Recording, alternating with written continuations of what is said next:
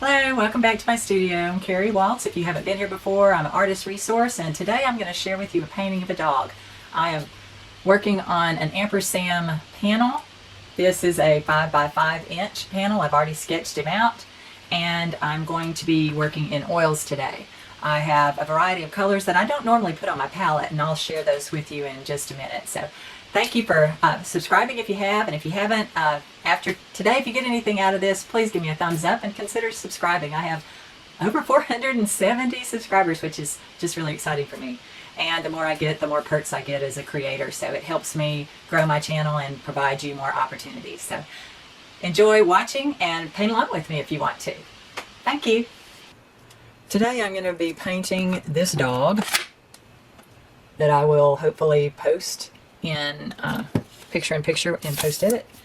And I have picked different colors that I normally use on my palette. I'm getting this isn't a color, it's just a solvent-free gel that I like. Yellow ochre, raw sienna, turret gray, burnt umber, ultramarine, French ultramarine blue, transparent red oxide, ivory black, and white. So I've laid out my palette. It's a little shiny because it's on glass. I prefer glass. I'm going to move this over and go from there. And sorry about the reflection in the palette, but that way you can see my palette mixing and my painting at the same time. So it's hard to see the dog from this picture, but this is the one I'm painting. These two brushes are the exact same brush, but you can see that one has been well worn. I use this number size 2 brush quite a bit, and looks like I'm going to be needing to get some more. I also picked up a small round brush. It's also a number 2 round. It's a little worn. I'm going to be using my wipeout tool. It's one of my favorite tools to paint with. I believe I've got the label covered up, but it's got a point on either end and you can lift off the paint, and I thought for his crazy fur around his eyes that would be helpful. And there's times when you need a nutcracker or another device to help open some tubes of paint. I have already laid out most of the tubes, but I realized she has a pink collar, so I needed to open this, and it was too tight. So if you get a nutcracker or something of this nature to open them up, then it's so much easier and you're not killing your hands. So I'm going to add a little pink to the palette. Don't need much. So I have the Gamsol-free solvent-free gel that I'll also add because I want to speed up the drying. But I thought I would try to show how I mix and paint all at the same time. The only other thing I want to do before I get started is I want to take this panel, which I could paint directly on, but I want to mount it on something else. I have this panel that still has its plastic, so it's not going to get the panel messed up. I don't want to mess it up. It's one of my linen panels, which I really like. So I'm going to put some tape on that, secure that there. And this allows me to pick it up and move it while I'm handling it and it not get messed up. So I'm going to try to paint flat today, which is not normally my style, but I have my camera set up and we'll see how it goes from there. So you can see both the palette and the painting at the same time, and hopefully I can superimpose the image somewhere. Oh, I'll try to, that'll be right, that'll be better. I'll just try to superimpose the image right here. And you say, why do I have toothpicks? Well, another reason why I have toothpicks, if you don't have a wipeout tool to create some of this bang work in the dog, it's amazing what you can do with the toothpick. So I'll have those to the side. I have a little bit of odorless mineral spirits. I usually always wear a glove on my left hand because my left hand is what holds the paper towel, which I need to grab. So I have a paper towel in my left hand and I can wipe my brushes off with that. Trouble with filming my camera, I have to pay attention to how long this takes because my camera shuts off at 29 minutes and 59 seconds. So I will try to watch that and turn it back on if that's the case. First thing I want to do is establish my darks. I want to mix some darks. I don't want to use straight color, but since I'm going to be doing this fairly not heavy paint, I'm going to pick up, this is the burnt sienna, and the dog is very gray. So I'm going to add the French ultramarine blue. I'd rather mix my own, oops, forgot white. I would rather mix my own dark than pull straight from black. I just think you have a richer tone, and the black seems to just be flat. I don't know why, but don't like that. Oops. Okay. I want to maybe test the color. I can even test it on this because that's plastic and it'll wipe right off. So it's kind of cool. So you have your little test sheet right there. And so this dog has a lot of darks. I'm just going to lay in the darks, often with oils. Traditionally with oils, you would start with the darks. So I've already kind of sketched it in to show you where those darks are. And that looks pretty close to black. I don't really want it that black, but we'll see. So lay that in. It's darker back here.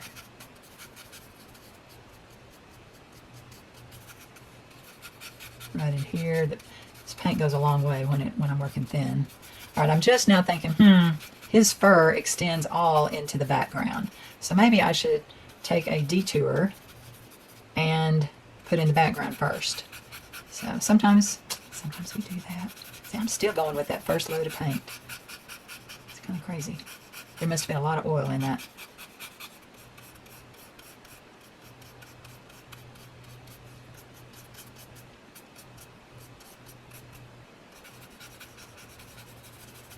I'm going to wipe my brush off. I'm going to look in the photo, and there's some gold tones in the background, kind of muted. And there's going to be some of that same color in his beard, or her beard, because she has a pink color, so I guess she's a girl. I don't know her name. So I'm going to take the colors that I would have in my background. I'm going to take a little bit of the pink. I'm going to take a little bit of the gold, the yellow ochre. I'm going to mix it with the white.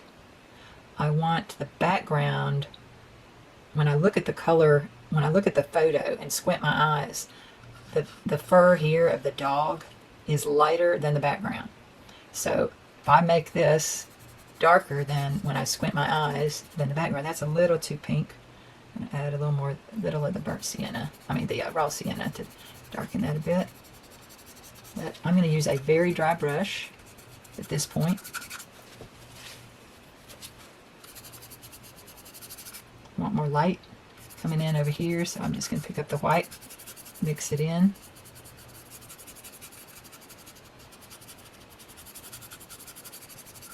And it's just random direction. Not trying to put in the things that were in the background. That would be too distracting. And I want the front to become a little brighter because she's lit on the front side. So I'm going to remove some of that. Lift that up a bit.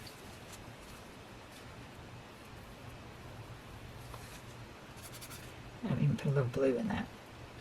Think of the light, the blue from the sky outside coming in, and it's going to also just give it a little different tone.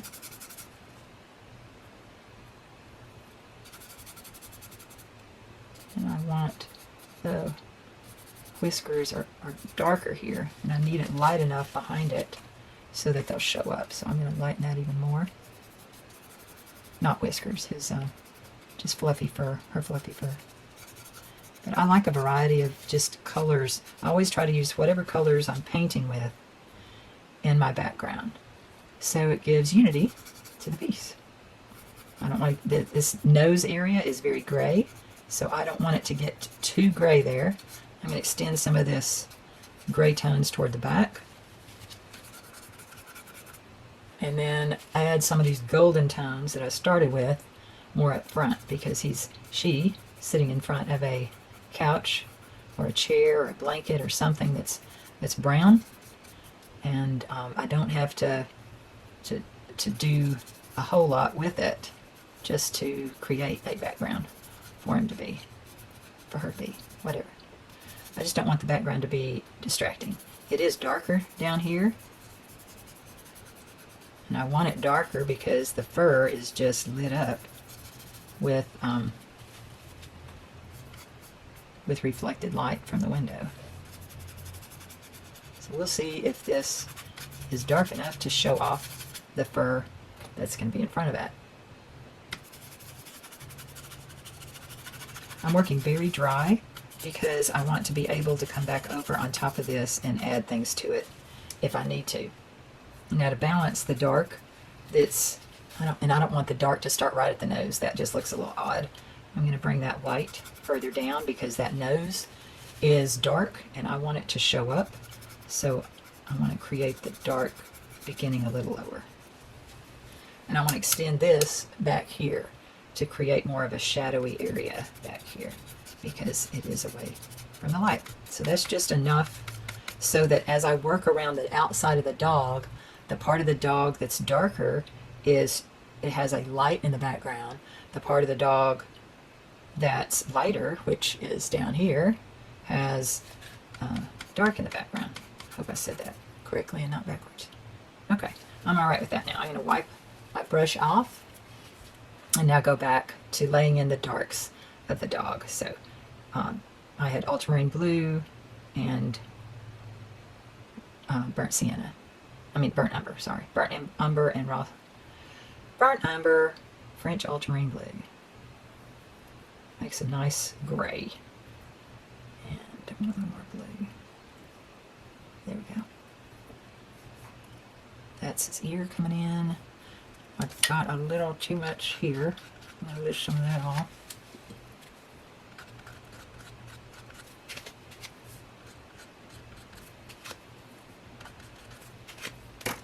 Ooh, I might could do a lot of the drawing with that. It's going to be fun.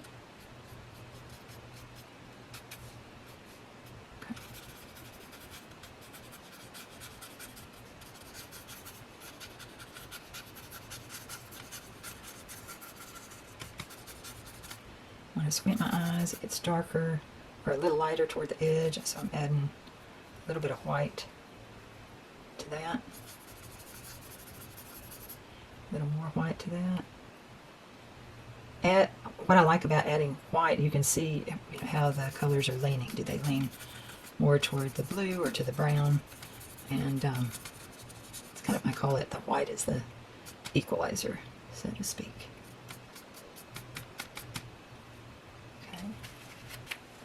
There's dark up under here. I want to see where the collar is. It's dark right up under the collar. It's right in here.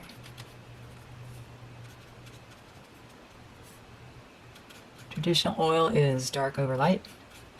I mean, sorry, dark first, light over dark. Hello, and fat over lean. So this is a very lean paint. I have not put any extra oil in it.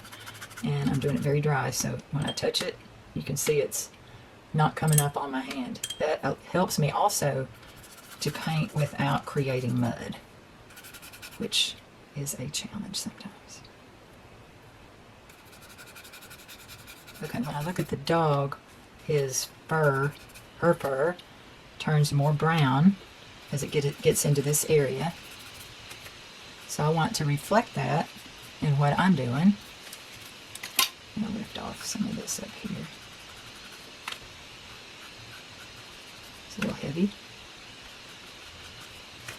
And that just adds to this texture, or texture. I don't know why I can't keep that straight.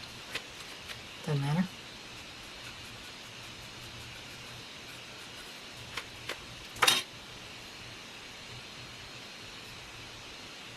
This part in here is pretty dark. And the nostril is very dark.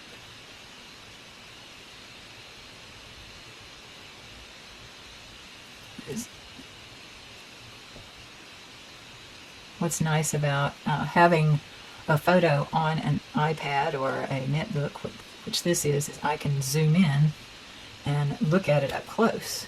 So that helps me get the detail better. That's a little dark for that area.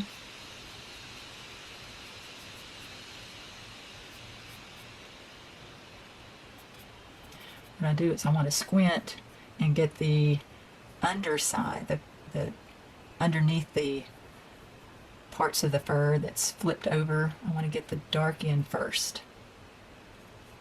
And then I can put the light on top.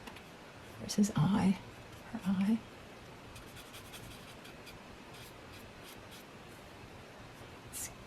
more golden in that area.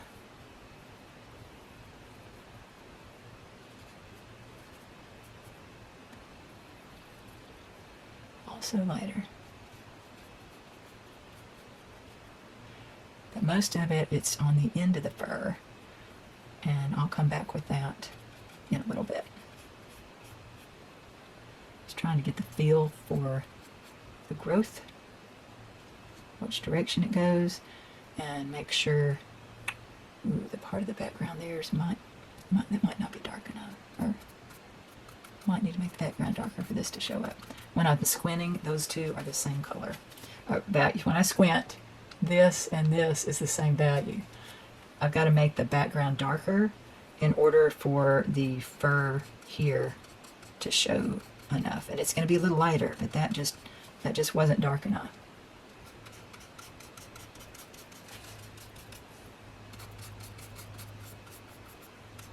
I'm just going to extend the dark all the way around, because it doesn't really make sense to just have a section of it that all of a sudden dark. So we'll have the light coming in at an angle this way, sitting in front of a window, looking out, enjoying the day, create a little more warmth there.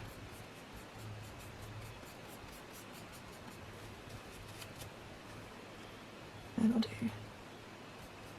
I want a little variation back here, so I thought I'd just do that.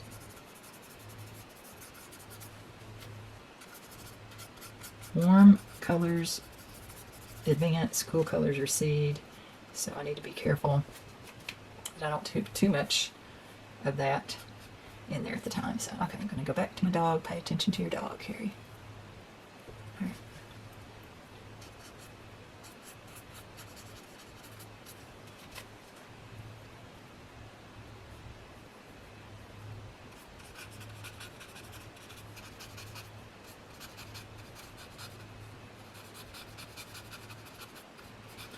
Well, paint's push and pull. Right now I'm just scrubbing back and forth and trying to get a soft transition of color, of lights and darks, where the fur shifts, changes.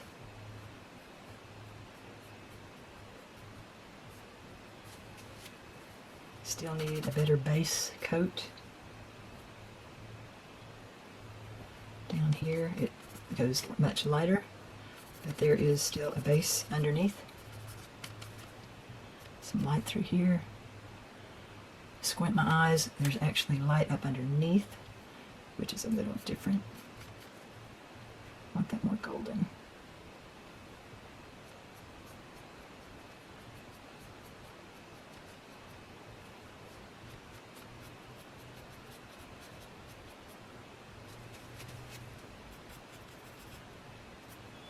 I'm going to put a little bit of that pink in so I can secure where that collar is. It's right here. And it's kind of in shadow in the back, so it is not, I can't even see the pink on that, sorry.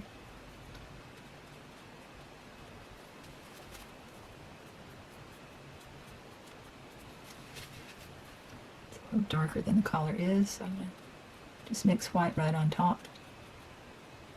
It is kind of a muted pink, so that's fine. Now I can work the fur right up to it and over it and just have a little hint of it showing. It's really dark back through here. I'm going to lay some black mixed with brown and drag some of that fur over it.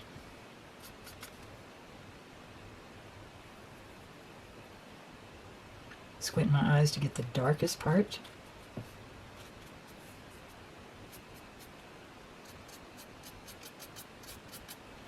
His eyes are really dark above and inside this.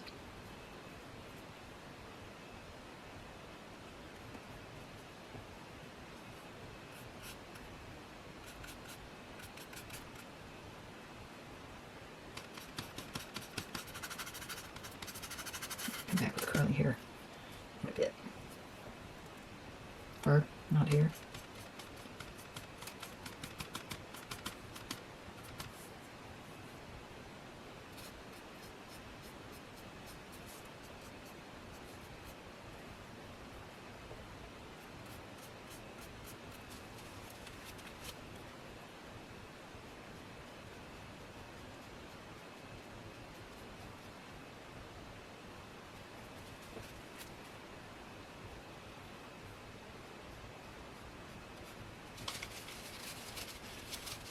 Again, I need to lighten up the background that's behind the dog. Got it a little too dark because his nose, the upper part of the nose, is fairly light. I'm using my older brush for this, and I can also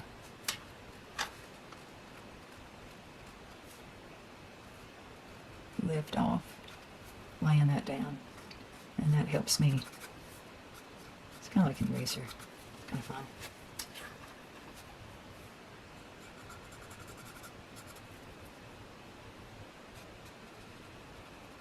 Blend with it, move paint with it,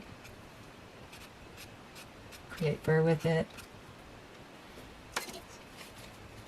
Alright, I'm going to shift brushes. I want to go ahead and establish that eye before I mess around with anything else.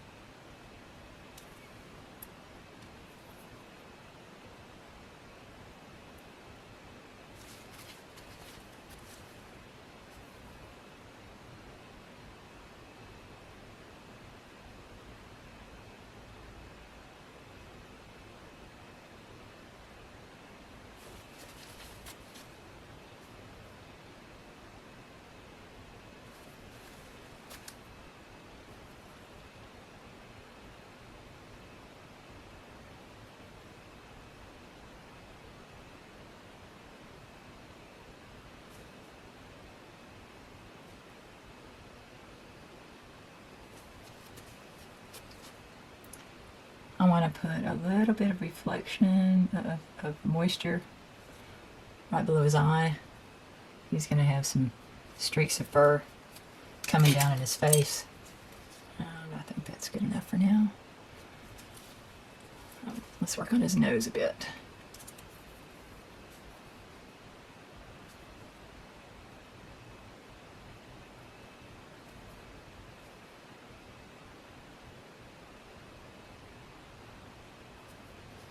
Need a little bit of gel to move that. And I need a little lighter. Trouble with making it a little lighter, look what's happening to the background. What's happening to the background is it's not dark enough. His nose is a little deeper than that.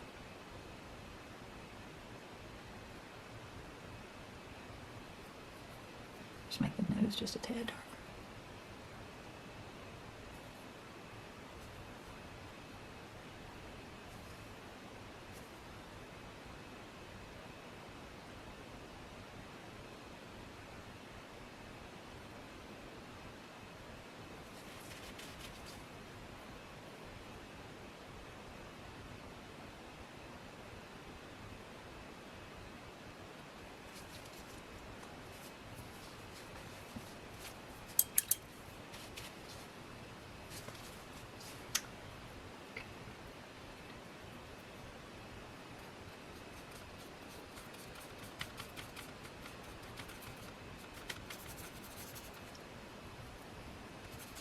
It's easier to paint without talking. When you're talking, you're using your right brain. When you're painting, you're using your left brain. Oh, I said that backwards. When you're talking, you're using your left brain. When you're painting, you're using your spatial visual side. And when you talk at the same time, it just makes it a little more difficult.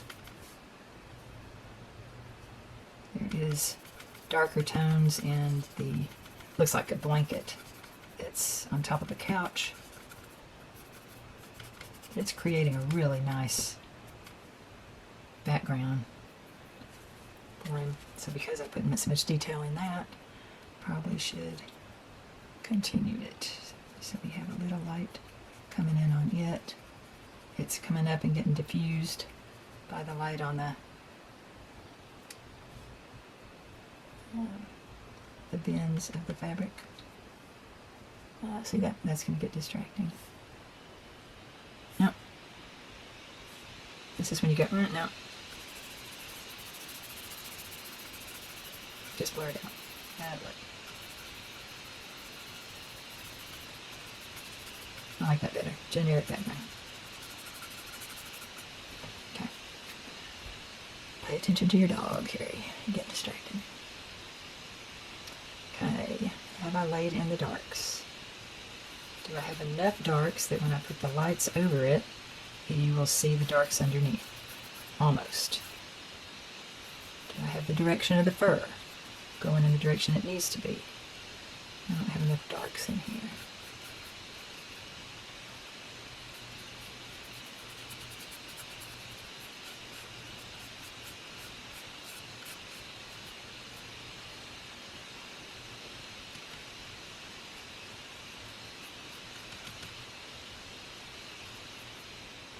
Squint my eyes. Do I see any white?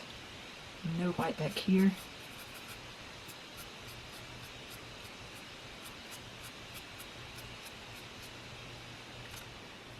Okay, so let's start laying in some lights. And it does not need to be each individual fur to start with.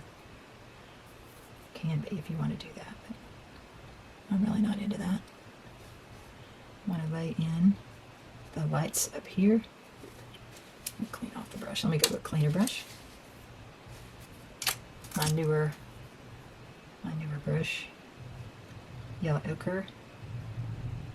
White.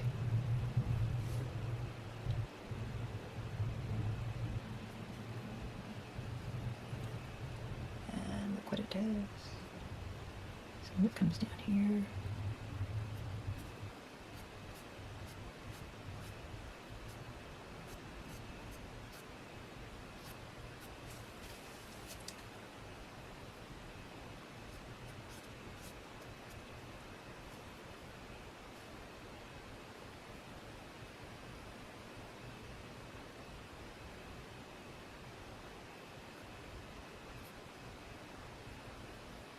I'm going to have to do it thicker. It's not staying on.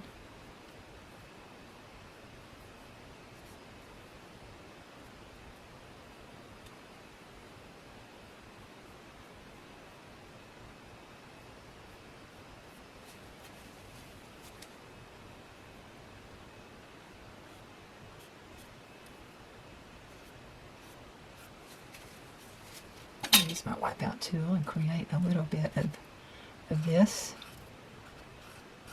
Actually thought it would lift a little bit more than it is, but this is a gessoed panel and not a really slick variety. But that's somewhat helpful. Oops. I don't want to damage the canvas, but I want to get in some of this crazy fur. Just makes it so cute.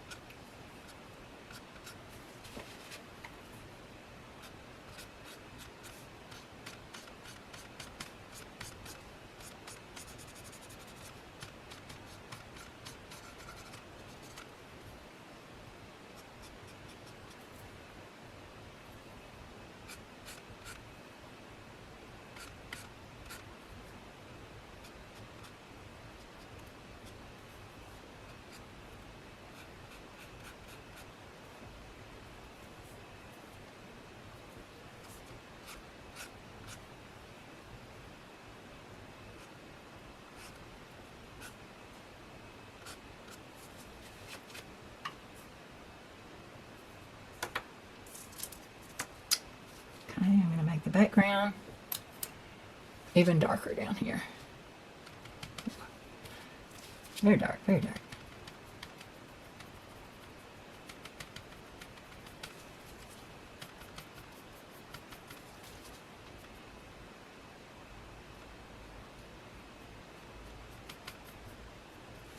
And I can pull in lines of dark toward the dark fur, toward the light fur.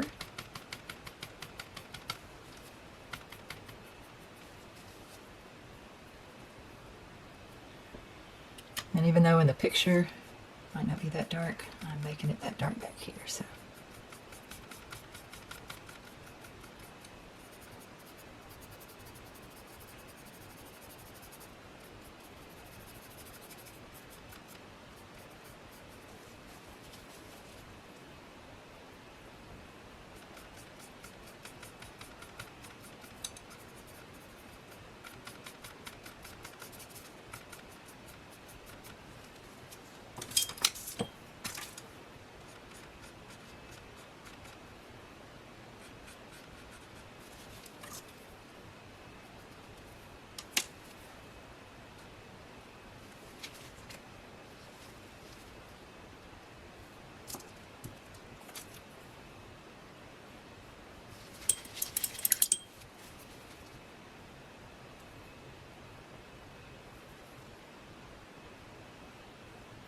And I might need to come back tomorrow and actually paint the lighter tones, because I don't want to just leave it as scratches. I want more of the paint to show.